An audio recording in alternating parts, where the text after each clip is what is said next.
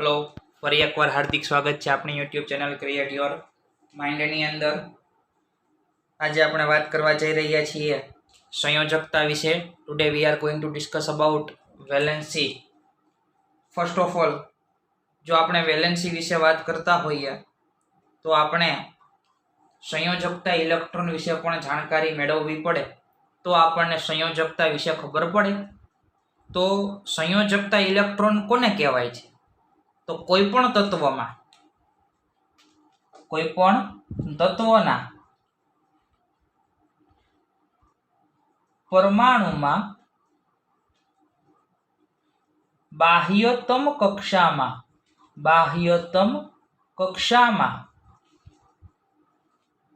રહેલા ઇલેક્ટ્રોનની સંખ્યાને સંયોજકતા ઇલેક્ટ્રોન કહે છે. એટલે કે આપણે અહીંયા વાત કરીએ કે હું એક લિથિયમ પરમાણુ લઉં છું. લિથિયમ પરમાણુ આપણને સૌને ખ્યાલ છે કે લિથિયમ છે તેનો પરમાણુય ક્રમાંક 3 છે. એટલે કે તેમાં રહેલા ઇલેક્ટ્રોનની સંખ્યા પણ કેટલી હશે? 3 હશે.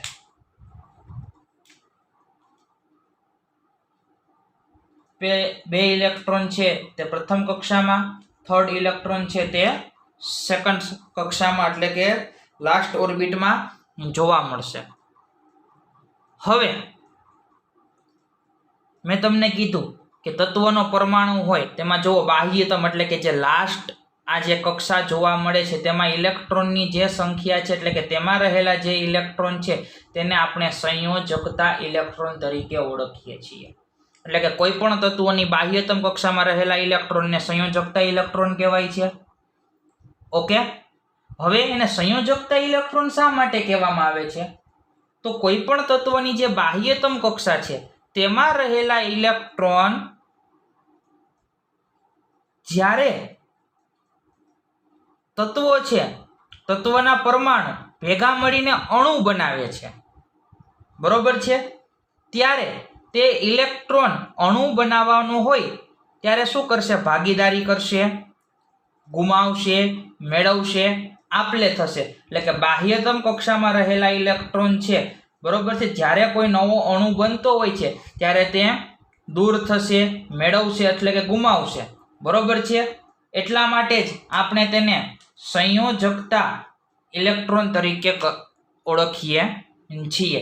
બીકોઝ કે જ્યારે પણ કોઈ નવું અણુ બનાવે છે ત્યારે તે ઇલેક્ટ્રોન છે કાં તો દૂર થશે, મેળવશે, એટલા માટે આપણે એને સંયોજકતા ઇલેક્ટ્રોન કીધું.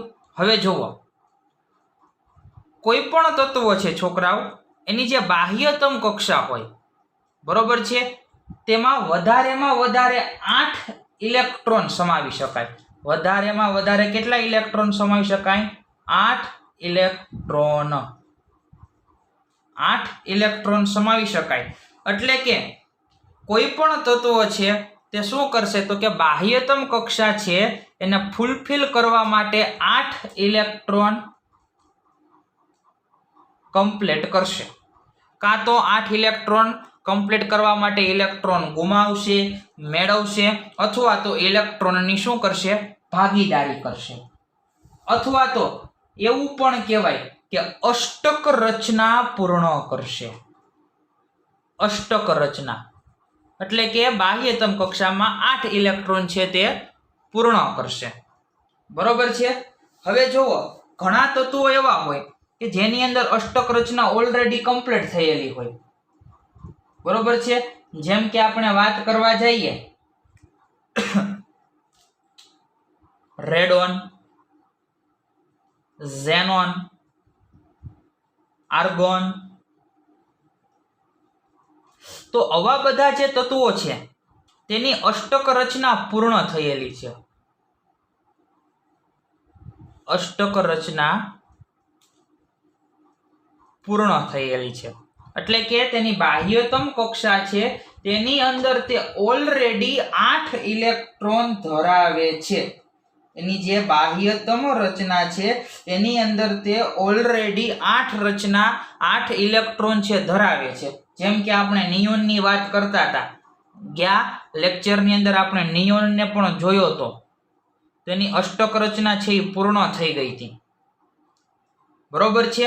તો આ જો એની અષ્ટક રચના પૂર્ણ થઈ ગઈ તો ન તો એ ઇલેક્ટ્રોનની ભાગીદારી કરશે, ન તો ઇલેક્ટ્રોન ગુમાવશે કે ન તો ઇલેક્ટ્રોન મેળવશે.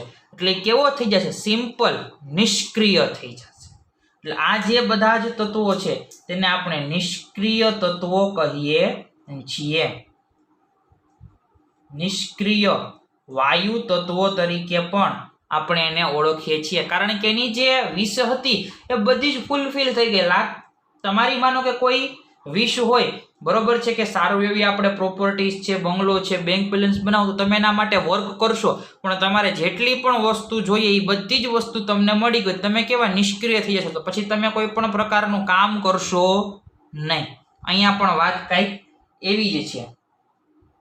જ્યારે જે તત્વોને અષ્ટક રચના પૂર્ણ નથી થઈ તેવા તત્વો અષ્ટક રચના પ્રાપ્ત કરવાનો પ્રયત્ન કરશે અને બીજા તત્વોના પરમાણુ સાથે અથવા તો પોતાના જ પરમાણુ સાથે શું કરશે? ઇલેક્ટ્રોનની ભાગીદારી કરશે. ઇલેક્ટ્રોનની ભાગીદારી કરશે અથવા તો આપલે કરશે, એટલે કે ઇલેક્ટ્રોન ગુમાવશે ને મેળવશે. એટલે હવે આપણે કહી શકીએ, હવે આપણે સંયોજકતા વિશે આપણે કહી શકીએ કે બે કે તેથી વધારે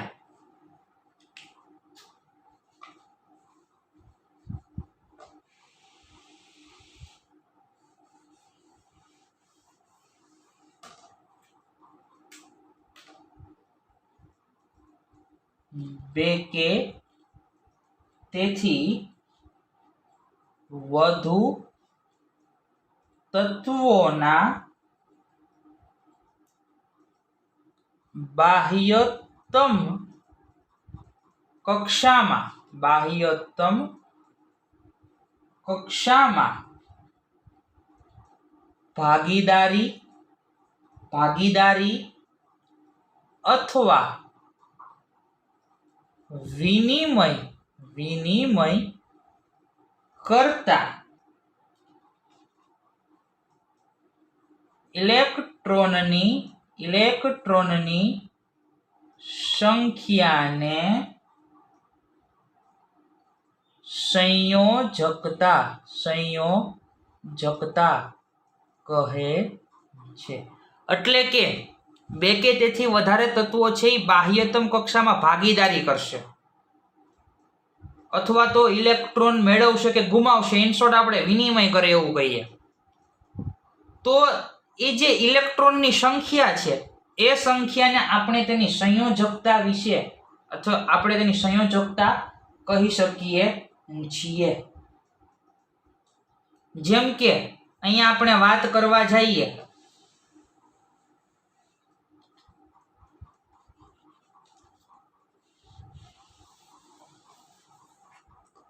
જો અહીંયા છે ને આ લિથિયમ પરમાણુ છે. લિથિયમ, હવે આપણને બધાને ખબર છે કે લિથિયમનો નજીકનો નિષ્ક્રિય તત્વ હિલિયમ છે. હિલિયમ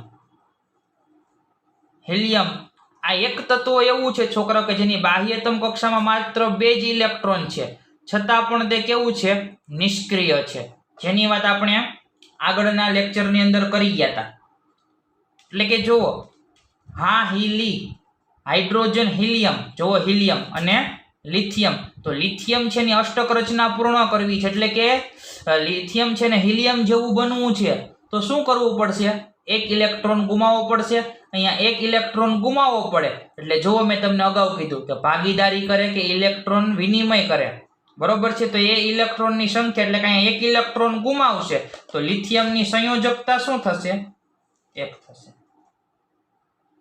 તો લિથિયમની સંયોજકતા શું થશે? 1 થશે. ત્યારબાદ આપણે વાત કરશું મેગ્નેશિયમ. ત્યારબાદ આપણે વાત કરીએ મેગ્નેશિયમ Mg. આપણને બધાને ખબર છે મેગ્નેશિયમ Mg પરમાણુ ક્રમાંક 12, એટલે કે પ્રથમ કક્ષા છે એની અંદર 2, બીજી કક્ષાની અંદર 8 અને ત્રીજી કક્ષા છે તેની અંદર 2 ઇલેક્ટ્રોન સમાવી શકે છે. ઇલેક્ટ્રોનિક રચના આવડતી હશે તો જ તમને આઈડિયા આવશે. એટલે કે જો તમે હજી ઇલેક્ટ્રોનિક રચના વાળો વિડીયો નથી જોયો તો તે વિડીયો જોઈ લેવો કે જેથી આ વિડીયો છે તમને સરળતાથી સમજાઈ શકે. આવી રીતે આપણે મેગ્નેશિયમનું સ્ટ્રક્ચર છે દોરી શકીએ, કારણ કે તેનો પરમાણુય ક્રમાંક 12 છે. પરમાણુય ક્રમાંક 12 હોય તો ઇલેક્ટ્રોનની સંખ્યા પણ 12 હશે. હવે તમે જુઓ, અષ્ટક રચના પૂર્ણ કરવી છે. અષ્ટક રચના પૂર્ણ કરવી હોય, બરોબર છે, એટલે જુઓ સ્વાભાવિક વાત છે કે અહીંયા શું થશે, નજીક શું પડશે, અને દેખીતી વાત છે Mg એટલે કે બીજી કક્ષામાં 8 છે અને લાસ્ટ કક્ષામાં 2 જ ઇલેક્ટ્રોન છે. તો સ્વાભાવિક વસ્તુ છે કે બાકીના ઇલેક્ટ્રોન મેળવવા કરતાથી આ 2 ઇલેક્ટ્રોન ગુમાવવા કેવા બનશે, સહેલા બનશે. એટલે આ 2 ઇલેક્ટ્રોન છે એને ગુમાવી દેશે અને અષ્ટક રચના પૂર્ણ કરશે. એટલે કે અહીંયા 2 ઇલેક્ટ્રોન શું કરશે, ગુમાવશે. એટલે આની સંયોજકતા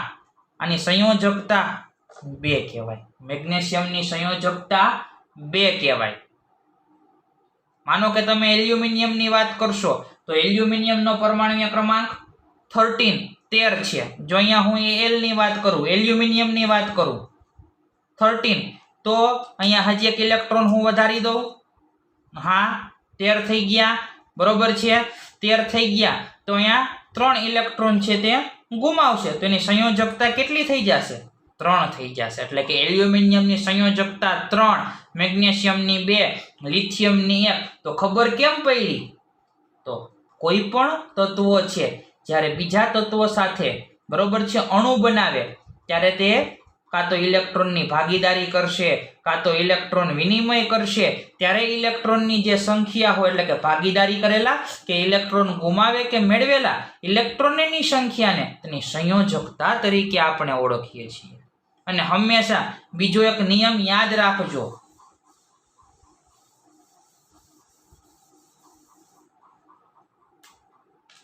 જે તત્વોની બાહ્યતમ કક્ષામાં 1, 2 કે 3 ઇલેક્ટ્રોન હશે તે શું કરશે, ઇલેક્ટ્રોન ગુમાવશે. 4 હશે તે મોટે ભાગે ભાગીદારી કરશે. અને જે તત્વોની બાહ્યતમ કક્ષામાં 5, 6 કે 7 ઇલેક્ટ્રોન હશે તે શું કરશે, મેળવશે. તે ઇલેક્ટ્રોન મેળવશે. જેમ કે મારે તમને એક્ઝામ્પલ દેવું હોય, ક્લોરીન, મારે તમને એક્ઝામ્પલ આપવું હોય ક્લોરીન પરમાણુ ક્રમાંક તેનો તો કે 17, ક્લોરીન 17, બરોબર છે. તો ચાલો આપણે તેની વાત કરીએ.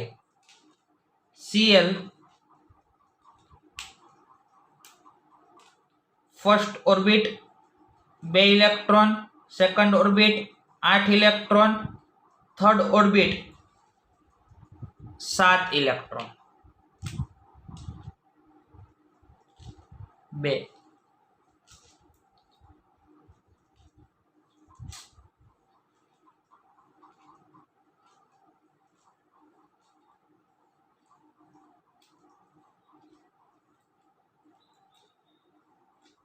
જોઈ શકો છો કે તેની બાહ્યતમ કક્ષામાં 7 ઇલેક્ટ્રોન છે. તો જુઓ 7 ઇલેક્ટ્રોન છે તો ઇલેક્ટ્રોન શું કરશે, 1 મેળવશે, કારણ કે અષ્ટક રચના પૂર્ણ કરવા માટે 1 ઇલેક્ટ્રોનની જરૂર છે. તો 1 ઇલેક્ટ્રોનને શું કરશે, મેળવશે. 1 ઇલેક્ટ્રોન મેળવશે એટલે કે 5, 6 કે 7. તો જુઓ અહીંયા મેં તમને અગાઉ કીધું, ઇલેક્ટ્રોન મેળવે. કેટલા ઇલેક્ટ્રોન મેળવા, 1 ઇલેક્ટ્રોન મેળવા. તેની સંયોજકતા, એની વેલેન્સી 1 થશે. સંયોજકતા 1 થશે. એટલે કે જ્યારે કોઈ પણ તત્વો છે તેની બાહ્યતમ કક્ષામાં રહેલા ઇલેક્ટ્રોન ગુમાવે, મેળવે કે ભાગીદારી કરે તે ઇલેક્ટ્રોનની સંખ્યાને તેની શું કહેવાય છે? સંયોજકતા કહેવાય છે. તેને શું કહેવાય? તેની સંયોજકતા તરીકે ઓળખવામાં આવે છે. બાહ્યતમ કક્ષામાં રહેલા ઇલેક્ટ્રોનને તેના સંયોજકતા ઇલેક્ટ્રોન કહેવાય છે. બીજા નંબરમાં જ્યારે બાહ્યતમ કક્ષામાં 1, 2 કે 3 ઇલેક્ટ્રોન હશે ત્યારે ઇલેક્ટ્રોન ગુમાવશે, 4 હશે ત્યારે મોટે ભાગે ભાગીદારી કરશે, અને 5, 6 કે 7 ઇલેક્ટ્રોન હશે ત્યારે 12 થી ઇલેક્ટ્રોન મેળવશે. કારણ કે અહીંથી તો કે 8 ઇલેક્ટ્રોન પૂર્ણ કરવા માટે થોડાક જ ઇલેક્ટ્રોનની આવશ્યકતા છે, તો ગમે એ ઉછીનું દીએ. સમજાઈ ગયું? અને અહીંયા તો ભેગું જ ન થાય, ટાંગા આમતા જ નથી, કાં તો કે જાજા બધા ઇલેક્ટ્રોન ઘટે છે, તો શું કરશે? તો કે છે એ પણ આપી દો, આપણે કાંઈ જરૂર છે નહીં. અને નજીકના જે નિષ્ક્રિય વાયુ તત્વો છે એના જેવી રચના છે તે પ્રાપ્ત કરવાનો પ્રયત્ન કરશે. અહીંયા સંયોજકતા છે તે પૂર્ણ થાય છે. સંયોજકતા ઇન શોર્ટ કે જ્યારે પણ કોઈ પણ તત્વ છે તે ઇલેક્ટ્રોન મેળવે, ગુમાવે અથવા તો ભાગીદારી કરે ત્યારે તે ઇલેક્ટ્રોનની સંખ્યાને તેની શું કહેવાય? સંયોજકતા તરીકે ઓળખી શકાય છે. જો વિડીયો પસંદ આવ્યો હોય તો શેર કરવાનું બિલકુલ ભૂલશો નહીં. અહીં આપણો વિડીયો છે તે પૂર્ણ થાય છે. જય હિન્દ.